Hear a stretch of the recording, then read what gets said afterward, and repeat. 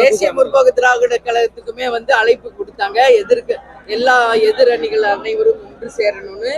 எனவே தேசிய முற்போக்கு திராவிட கழகம் அந்த கூட்டத்திலே நாங்கள் கலந்து கொண்டோம். கேப்டன் எங்களுக்கு சொன்னது போல மொழி விஷயத்துல அன்னை மொழி காப்போம், அனைத்து மொழியும் கற்போம் அப்படிங்கிறது தான்.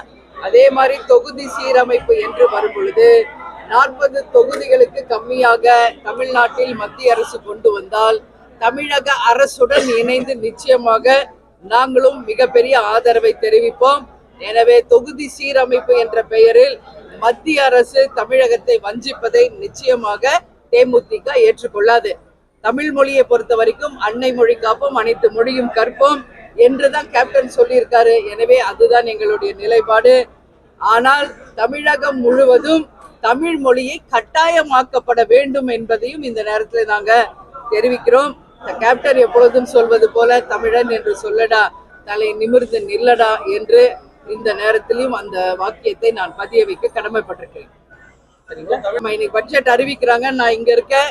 இப்பதான் போய் பார்க்கணும் பட்ஜெட்டு என்னென்ன அறிவிப்புகள்லாம் வந்திருக்கிறது என்பதை பார்த்துவிட்டு தலைமை கழகத்தின் சார்பாக எங்களுடைய அதிகாரப்பூர்வமான அறிவிப்பை இன்னும் கொஞ்ச நேரத்தில் நாங்கள் தருவோம்.